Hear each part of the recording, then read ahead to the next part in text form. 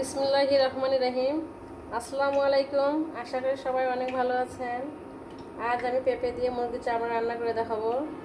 প্রথমে বলে দিই কী লাগছে। এখানে আমি চামড়া নিয়েছি, আদা রসুন বাটা, পেঁয়াজ কুচি নিয়েছি, পেঁপে কেটে রেখেছি।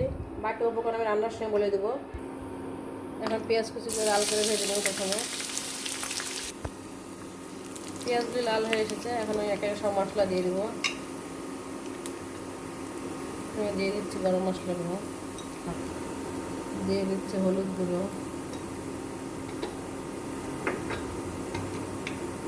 এরপর দিয়ে দেবো জিরার গুঁড়ো, এরপর দিয়ে দিচ্ছি শুকনো মরিচের গুঁড়ো 1 চামচের মতো, এরপর দিয়ে দিচ্ছি 1 চামচ আদা রসুন বাটা। ভালো করে মশলাগুলো কষিয়ে নেব।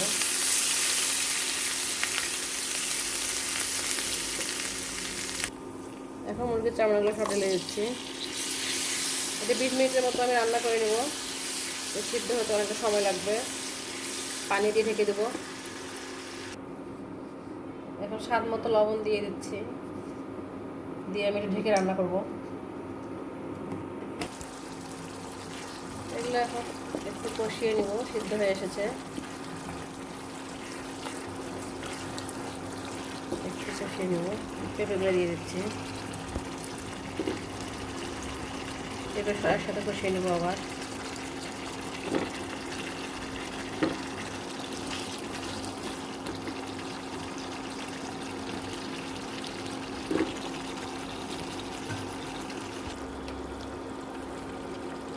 লবণ দিয়ে দিচ্ছি পেঁপেগুলোতে, সামান্য হলুদের গুঁড়ো। এখন এটি 20 মিনিটের মতো আবার কষিয়ে নেব সুন্দর করে। একসঙ্গে পেঁপে চামড়া একসঙ্গে কষিয়ে নেব।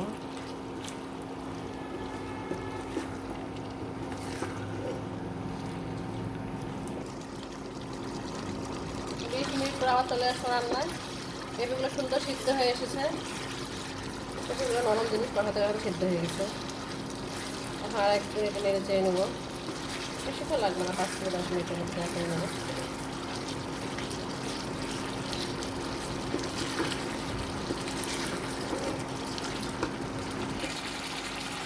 সামান্য একটু পানি দিয়ে আবার ঢেকে দেবো 5 মিনিটের মতো, তাহলে তৈরি হয়ে যাবে।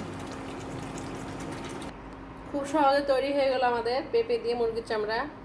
আমার রান্নাটা যদি আপনাদের ভালো লাগে তাহলে অবশ্যই আমার চ্যানেলটি সাবস্ক্রাইব করবেন। সবাইকে অনেক ধন্যবাদ।